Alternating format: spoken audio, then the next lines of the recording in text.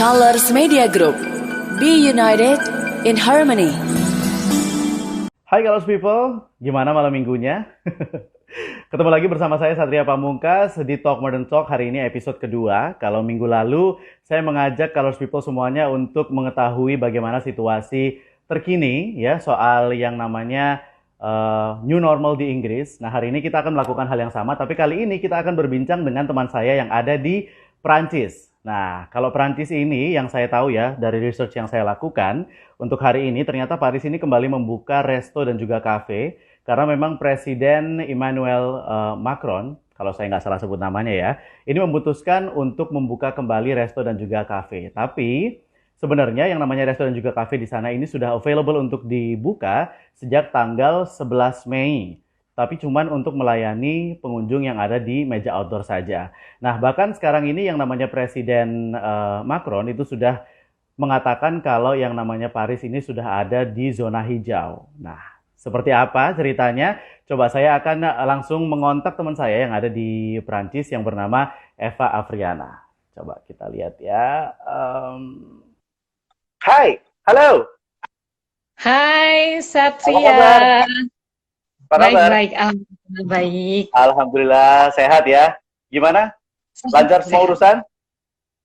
Lancar, semua lancar, alhamdulillah, nggak ada kesulitan. Nggak ada kesulitan. Sabtu-Sabtu ini nggak sibuk apa-apa ya? Nggak terlalu, Nggak lumayan. terlalu. Lumayan Nah ada, ini ada pagi ada kegiatan tapi ya udah selesai tadi. udah selesai. Nah ini kita langsung aja deh ngobrol-ngobrol soal yang terjadi di Paris saat ini ya.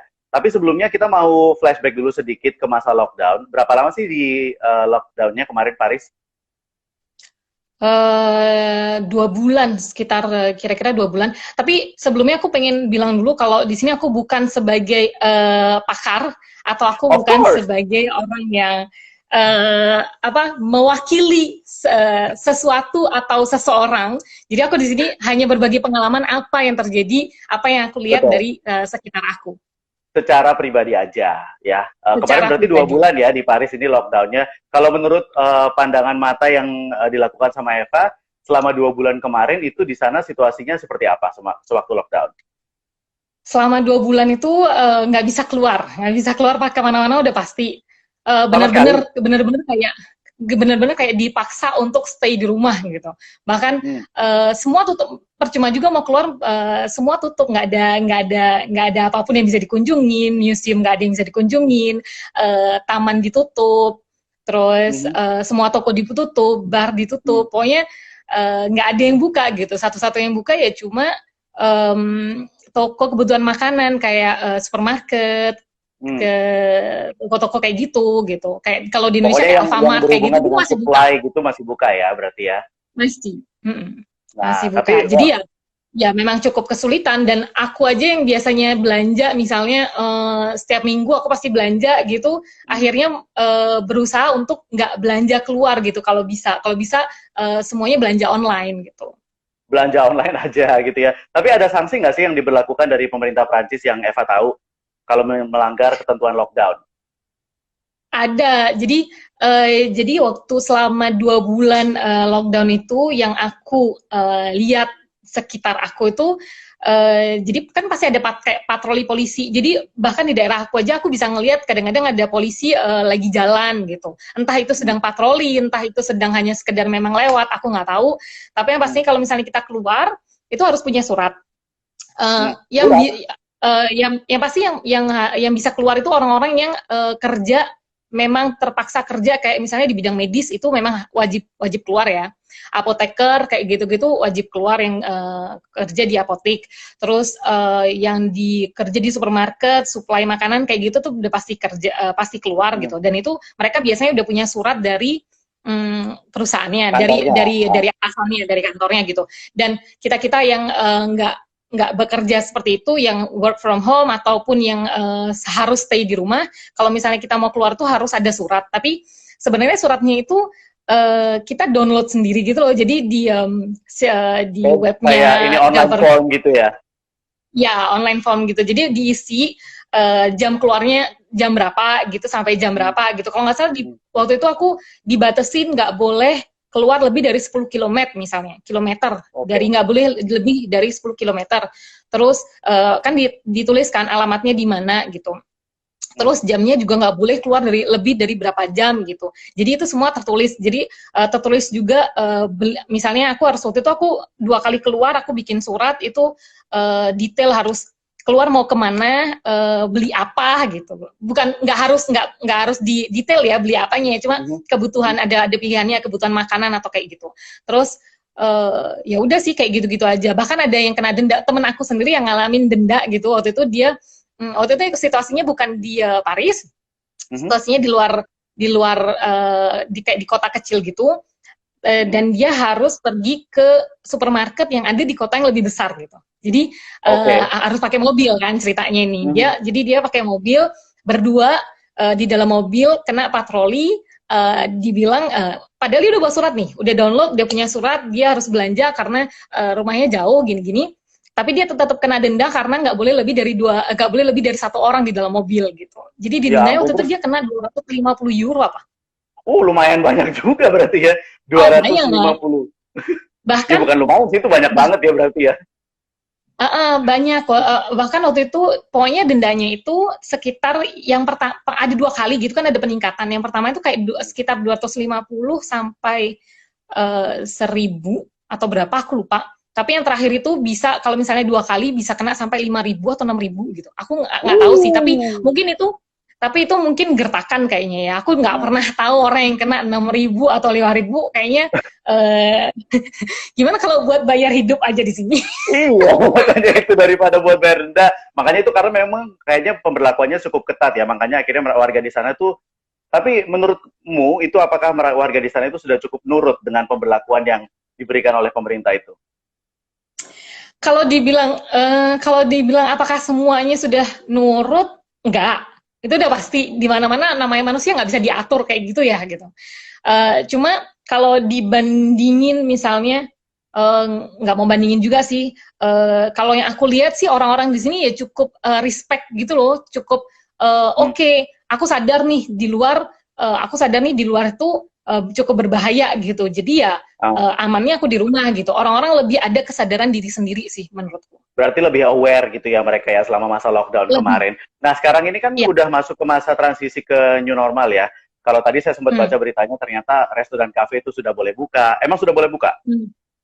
Udah, tapi bukan per tanggal 11. Per tanggal 11 itu masih tutup per tanggal 2 Juni kalau nggak salah.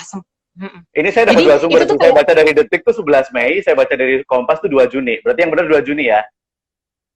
Sebenarnya gini, lockdown itu kan kemarin sudah diberhentikan sejak tanggal 11 Mei gitu. Tapi nggak langsung semua dikembaliin normal gitu. Jadi satu persatu, misalnya tanggal 11 kemarin sekolah-sekolah sudah mulai buka, tapi cuma TK sampai SMP atau SD gitu. Atau nah itu pun di kelas cuma boleh satu kelasnya sekitar 15 orang, nggak boleh lebih gitu. Nah nanti setelah tanggal awal Juni itu bar sama kafe semuanya baru buka. Jadi kayak di tahap sih sebenarnya, di tahap-tahap. Tapi sebenarnya kalau bukan kafe, kayak restoran kayak gitu sebenarnya buka, tapi online gitu loh. Jadi kayak kita bisa order tapi lewat online gitu. Hanya beberapa, nggak semuanya. Jadi tapi bar memang gitu baru. Ya? Tapi emang kalau kafe, bar semua itu baru tanggal 2 Juni kemarin aku baru ngelihat semuanya buka. Jadi awalnya aku sempat keluar yang antara tanggal 11 sampai tanggal 2 itu aku sempat keluar dan masih cukup sepi. Maksudnya belum ada kayak banyak banget orang gitu, tapi tanggal 2 kemarin aku lupa waktu itu udah dibuka kan. Jadi aku waktu itu sama sekali nggak inget, aku cuma waktu itu mau belanja ada urusan. Dan ada urusan pas keluar, kok udah rame ya gitu. Ternyata semua kafe itu udah buka gitu. Jadi aku baru ingat, oh iya, sekarang udah tanggal 3 gitu. Kemarin sudah dibuka gitu semuanya. Tapi penyesuaian warga di sana selama masa udah new normal ini, mereka kan otomatis kan ada pemberlakuan yang namanya protokol kesehatan gitu ya dari pemerintah. Meskipun sudah buka kembali semuanya. Apakah mereka itu menganggap new normal ini sudah normal seperti dulu lagi, atau mereka memang patuh-patuh aja gitu? Dua-duanya mungkin ya, entah dua-duanya, entah nggak dua-duanya. Jadi kalau protokol udah pasti, kalau protokol kayaknya di mana-mana semuanya hampir sama ya, di Indonesia pun sama. Kita semua harus wajib pakai masker, itu udah Masker. wajib. Terus di mana-mana kita juga sekarang kita udah nggak kekurangan lagi yang namanya hand sanitizer kayak gitu-gitu. Terus itu kita masuk ke supermarket aja, aku masuk ke supermarket aja, itu sama satpamnya udah harus ini pakai dulu gitu. Udah dikasih di depan. Pakai di thermoscanner segala nggak? Oh enggak. Kita nggak ada sih. Kita nggak ada. Setahu aku ya, aku nggak pernah merasakan itu gitu. Dan bahkan di transport pun transportasi pun juga kan duduk biasanya kita dempet-dempetan ya. Kalau ini tuh kayak ini nggak boleh duduk, ini boleh duduk, ini nggak boleh duduk. Jadi kasih titik-titik yang kita memang orang-orang biar nggak berdekatan gitu. Dan aku sempat waktu itu naik karena wajib pakai masker. Waktu itu aku pernah naik tramway sekali, terus biasanya kan pasti ada, kadang-kadang masih ada controller kan, tapi biasanya nih controllernya itu controller tiket, orang-orang yang nggak punya tiket terus didenda gitu, biasanya gitu. Tapi ini di masa ini aku 2 kali ngelihat ada controller itu datengin orang karena nggak pakai masker gitu. Masker kamu kemana gitu? Wah, saya nggak punya, katanya gitu. Ya udah kamu turun gitu, kamu beli baru nanti naik lagi gitu. Jadi benar-benar disuruh turun dia. Aku waktu itu ngeliat orang itu benar-benar sama. Disuruh turun, itu benar-benar kamu nggak ada masker gitu, nggak ada. Kamu turun waktu itu karena masih jalan, tramnya masih jalan, jadi kayak tinggal satu menit lagi nyampe stop gitu. Terus dia bilang kamu turun sekarang, kamu beli baru naik lagi gitu. Jadi benar-benar disuruh turun. itu yang waktu itu aku lihat, aku juga sempat agak shock sih ya, segitunya gitu. Tapi itu mungkin di dalam tram ya. Kalau di metro mungkin agak beda lagi, karena metro mungkin orang-orangnya jauh lebih banyak gitu. Misalnya, kalau di metro kan jadi lebih susah monitoringnya gitu ya ibaratnya ya. Iya, di bus pun aku juga nggak ngelihat itu gitu. Tapi aku ngelihat 2 kali di tramway seperti itu. Jadi memang ada controllernya gitu. Ada kontrolernya gitu ya. Tapi kalau secara pribadi Eva merasa kesulitan nggak ketika harus menjalankan kegiatan sehari-hari dengan protokol kesehatan yang sudah ditentukan oleh pemerintah ini? Kesulitan sih enggak, cuma ada sedikit perubahan aja. Dulu kalau yang aku lihat kalau kita di Prancis dan orang-orang Prancis selalu bilang yang pakai masker itu hanya orang-orang yang sakit gitu. Karena kan memang dari dulu kan seperti itu kan, kayak supaya nggak nularin yang lain gitu ya ibaratnya ya. Iya, supaya nggak nularin yang lain gitu. Tapi akhirnya sekarang ya kita nggak bisa bilang kayak gitu.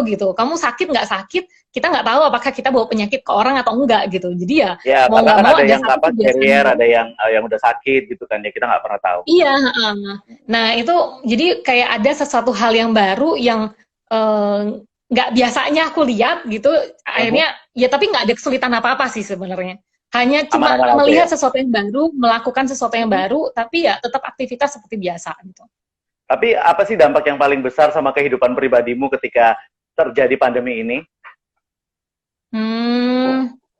Dampak yang paling besar apa ya? Kayak aku nggak terlalu. Kenapa? Nggak bisa nongkrong-nongkrong, nggak bisa jalan-jalan. Itu cukup sulit. Itu cukup sulit karena ya apalagi waktu itu jadi dari masa penyakit itu muncul. Dan di masa dan setelah lockdown itu tuh benar-benar masa musim dingin ke musim panas, jadi winter ke spring ke panas gitu. Jadi itu tuh musimnya itu kayak untuk kena semua 3 musim ya. Iya, jadi itu tuh kayak di saat kita tuh kan dingin, waktu itu kan masih musim-musim dingin ya gitu, masih kayak dingin-dingin gitu. Jadi kita masih nggak keluar, oke lah. Tapi waktu lockdown itu yang paling berat ketika ada matahari. Terutama untuk orang-orang Prancis kali ya, kayaknya untuk orang-orang kayak bule-bule gitu kayak. Iya sih, kita tiap hari ya kan kena matahari. Iya. Ada matahari, bahkan aku aja orang Asia itu yang di sini karena memang kita nggak sebanyak kalian dapat matahari, jadi kalau ada matahari tuh rasanya kepingin banget keluar gitu, pingin banget panas piknik gitu ke ya? depan rumah, ke camping gitu atau apa gitu, piknik gitu. Tapi nggak bisa gitu, dan nggak bisa lagi nongkrong ya aku sih bukan orang yang nongkrong tiap saat gitu bukan ya, tapi gitu berarti ya. Udah bukan masanya, udah selesai, masa udah tua gitu.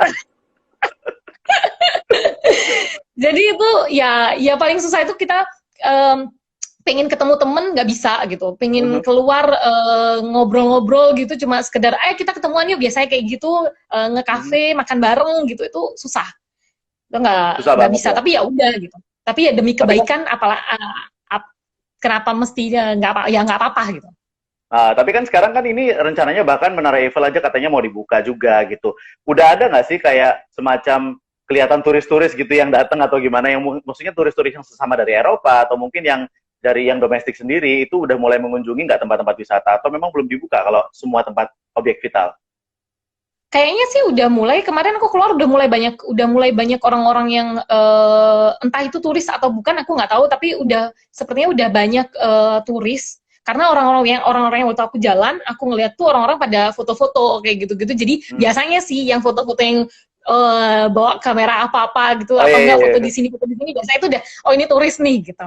Itu tuh udah mulai ada gitu, udah mulai banyak menurutku gitu. Tapi museum pun kayaknya belum dibuka semuanya sih. Kemarin aku ngelihat museum belum buka, tapi kayaknya udah ada yang dibuka, cuma aku nggak tahu, cuma beberapa museum aja mungkin ya Mungkin gitu. cuman beberapa museum aja gitu. Tapi kalau kita berbicara soal ini ya, soal uh, manusianya yang ada di sana gitu ya. Selama masa pandemi ini, apakah ada cerita yang lain? Kalau di Indonesia itu kan banyak sekali orang-orang yang akhirnya kehilangan pekerjaan. Kalau di sana apakah sama atau mereka ada perusahaan itu yang memberlakukan sistem mungkin penggajian kalau di sini kan ada yang 50%, ada yang 20%. Kalau di sana seperti apa, Eva? Di sini setahu setahu aku ya itu, kalau yang kerja kayak PNS itu pasti tetap pasti digaji biasa. Tapi yang Hmm. akhirnya nggak bisa, yang nggak apa ya, pegawai-pegawai yang akhirnya tutup kayak misalnya di restoran kayak gitu tuh, mereka dikasih gaji, bukan gaji sih, kayak dikasih pemerintah itu uang pengangguran. Kayak insentif gitu Jadi ya? uang uang pengangguran, tapi bukan Hmm. berarti bukan berarti kamu tiba-tiba kamu nganggur dikasih uang pengangguran ya, nggak kayak gitu. Hmm. Jadi mereka tuh di sini kan sistemnya bayar pajaknya cukup, setahu aku ya, maaf lagi kalau Ya, misalnya aku salah nih. Mereka bayar pajak selama kerja, mereka pasti bayar pajak gitu. Dan ya. sebenarnya orang-orang yang udah bayar pajak ini, ketika mereka udah nggak dapat pekerjaan, mereka akhirnya ya udah, kamu nggak kerja tapi kamu aku kasih gaji pengangguran gitu dari pajak mereka gitu. Jadi kita itu di Banyak nggak sini jumlahnya? ada banyak lah, banyak banget Oh orang ya? yang merasakan itu. Heeh. Enggak, maksudnya Banyak dan, nominalnya, nominalnya. oh, maksudnya uang yang dikasih, uang Mm-mm. yang dikasih ke, enggak sih, kalau untuk kehidupan di sini sih menurutku ya mendingan kerja daripada dikasih uang pengangguran. Kalau kasih uang pengangguran misalnya per bulan, misal nih ya, aku nggak tahu ya, misalnya 500 euro per bulan ya, untuk hidup pun, bayar bayar tempat tinggal pun juga nggak, ya Nggak berat cukup gitu, gitu. maksudnya nggak cukup gitu. Jadi Hmm. ya nggak semudah itu sebenarnya. Kalau misalnya ngerasain di Indonesia sama di sini sama aja gitu, cuma kan di sini Ah, kehidupannya, cuma mungkin di sini mungkin lebih terjamin karena kita orang-orang yang nggak kerja itu mungkin dikasih intensif, bukan intensif uang, dikasih uang gini ya, tapi mereka iya ya. memang tadinya bayar pajak terus dikembalikan ke mereka. Dan ada lagi yang digaji 8, temen aku waktu itu, setahu aku dia digaji 80% dari gajinya dia, tapi dia nggak bisa kerja akhirnya. Gaji paling kerjanya Oh satu gitu. kali masuk kantor, tapi waktu itu akhirnya nggak, karena nggak boleh sama sekali masuk kantor, ya udah, tapi dapat 70% atau 80% gitu dari gajinya gitu. Tetap Hmm. digaji Kalau untuk gitu para selama imigran berbulan. gimana, Pak? Kalau itu kan yang pasti warga Um, negara Prancis kan yang dapat kayak bantuan dari pemerintah kan. Kalau yang imigran seperti apa? Kalau yang imigran aku kurang tahu ya, tapi setahu aku sih, selama dia kerja dan bayar pajak ya pasti sama aja, semua itu semua sama gitu. Mau dia warga Oh, Prancis, mau dia bukan warga Prancis, sama gitu. Selama dia kerja terus dia bayar, kan selama kita misalnya pajak kita penghasilan kerja gitu ya nih, maksudnya ya.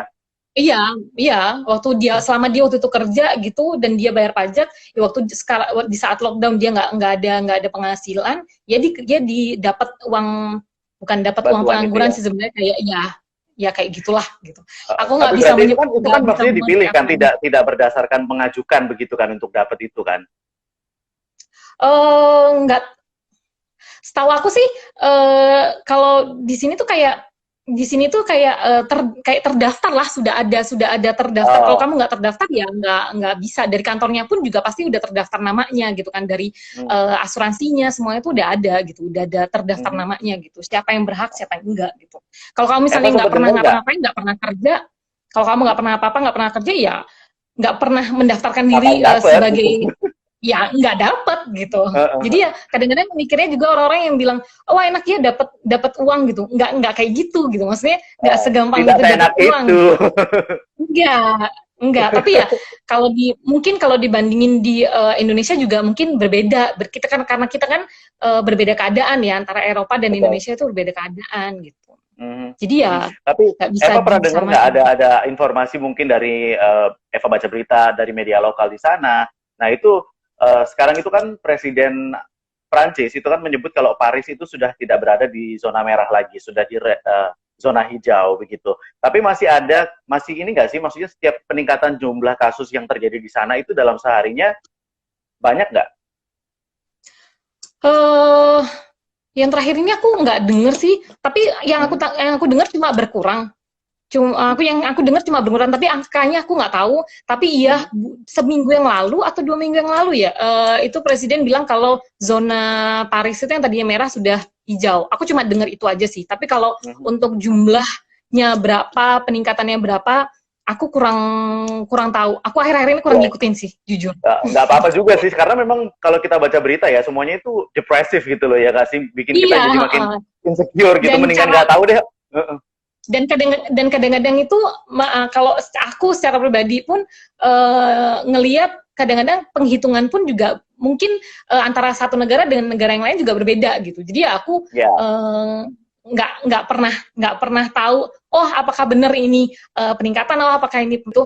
Aku tahu, aku membaca, tapi aku nggak yang terlalu masuk di dalamnya. Nggak into detail gitu ya kan ya.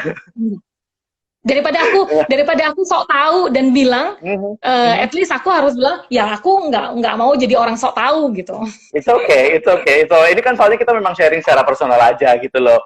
Yeah. Tapi Eva, menurut kamu nih ya, ini kita berbicara tentang keberlangsungan kehidupan manusia yang ada di muka bumi ini dalam masa pandemi ini ya Eva. Maksudnya ini itu kan juga pasti ada hubungannya sama apa yang kita lakukan sejak dulu gitu kan, small things yang mungkin itu buruk, kita tumpuk, akhirnya membuat bumi ini mungkin semakin tua, terus habis gitu juga akhirnya muncul banyak wabah dan sebagainya. Itu kan tandanya kalau yang namanya bumi kita ini kan sedang memberitahu kalau manusia itu sudah melakukan hal-hal yang tidak baik begitu ya. Nah untuk regain itu kan harus dimulai dari hal kecil lagi. Apa nih kira-kira yang ada di pikiran kamu, small thing yang harus dilakukan oleh umat manusia semuanya ini untuk membuat human race ini safe gitu? Kalau aku sih satu kata sih buat aku sendiri ya, itu respect sih. Mau apapun, mau sama sesama manusia, mau sama bumi, mau sama hanya sekedar tanaman di belakangku. Respect sih, gimana caranya kita saling ngehargain dan saling peduli gitu. Maksudnya peduli itu kan luas ya. Menurutku peduli itu sangat luas gitu. Jadi ya kalau aku sih aku nggak tahu sih. Entah dengan kata bumi marah atau apapun itu. Tapi kalau kamu nggak peduli itu udah menurutku semuanya udah kayak kamu nggak punya empati, kamu nggak punya rasa as a human gitu. Jadi kalau aku bilang yuk respect each other, entah itu sesama manusia ataupun bukan sesama manusia gitu. Bukan sama manusia banyak ya. Entah mungkin di kalian aja juga cerita-cerita dunia mistis or respect dengan alam, respect dengan apapun. Aku sih berharap manusia punya punya kata menghargai. Karena respect atau menghargai itu sebenarnya semua orang banyak mengerti gitu, tapi nggak semua orang mengaplikasikannya gitu. Ya, jadi respect ya. I mean like respect the universe and the universe will do the same for us gitu ya. Exactly. Exactly like that. Eva, terima kasih banyak ya sudah sharing-sharing. Senang banget ngobrol sama dirimu akhirnya. Next, kita bisa dong masih ngobrol-ngobrol lagi untuk hal yang lain pastinya ya. Boleh. Kita mungkin melakukan sesuatu yang lain mungkin ya. Boleh. Ada yang mau disampaikan mungkin untuk warga negara Indonesia dari Prancis sana, Eva? Eh, nggak ada sih. Aku cuma cuma balik lagi sih. Eh, saling hargain aja lah satu sama lain. Mhm. Oh iya, kalau misalnya memang pengen berhenti gitu, kayak wabah sekarang ini pengen berhenti ya, ya udah gitu. Di saat kita nggak bisa keluar ya jangan jangan jangan keluar gitu. Di saat kita nggak kita nggak tahu gitu. Kita sendiri bawa penyakit atau enggak gitu. Kalau misalnya Betul. kamu sok tahu dengan diri kamu sendiri, terus kamu tiba-tiba nggak ada apa-apa gitu, yuk kita keluar, terus kamu ternyata kamu yang bawa penyakit itu, ya udah hancurlah teman-teman atau lingkungan sekitar kamu gitu. Jadi ya Oh, apa ya melihat diri sendiri lah, melihat gimana sih diri kita sendiri, keadaan diri kita sendiri dulu gitu, baru kita bisa ngelihat orang lain gitu. oke. Say Menurut respect in aku ya. French. Apa? Say respect in French. Apa bahasanya? Serious? Speak in French? Respect. Respect in French. Respect? Respect. Non, respect, bah respect. Respect. Euh, I don't know how to say it. Pokoknya kayak Bah, gitu. respect quoi. Voilà, il y a responsabilité, respect avec les autres, respect entre les humains. Maksudnya il y a le respect in each other between human gitu. Kamu Oke. mau aku aja ngomong pakai bahasa Prancis boleh? Oh, next time. Itu harus ada kursusnya sendiri. Private ya, langsung between you and me ya. Oke, terima kasih Eva sudah sharing-sharing untuk hari ini. Sehat-sehat selalu yang pasti ya. Ya, Oke. kalian juga sehat-sehat. Semoga orang-orang di Indonesia, semoga wabah di Indonesia juga segera berakhir. Di sini udah membaik, mudah-mudahan di sana juga membaik. Yang pasti ya tahu, balik lagi Amin. sadar sama diri sendiri gitu. Ngomong-ngomong, katanya Surabaya zonanya zona hitam ya. Update terbaru sih namanya udah bukan zona Coklat. hitam, sudah ke zona merah sih. Cuman kayaknya update jumlah hariannya itu makin banyak gitu ya. So pray for us here. Semoga Oke. cepat sembuh semuanya. Amin. Semoga berakhirlah semua wabah ini. Oke, thank you so much Eva. Kita ketemu lagi next time ya Thank ngobrol-ngobrolnya ya. you. Oke. Dah. Dah. Nah, itu dia tadi obrolan saya bersama dengan Eva ya. Semoga bisa memberikan informasi untuk Colors People semuanya tentang kehidupan yang ada di sana ketika new normal. Yang pastinya untuk Colors People, buat yang belum sempat nontonin live Instagram kali ini, nanti saya akan posting di Instagram TV-nya saya langsung atau di Instagram TV-nya @colorsfm. So, thank you so much for watching and stay home, stay positive, stay healthy, and color your world. Bye-bye.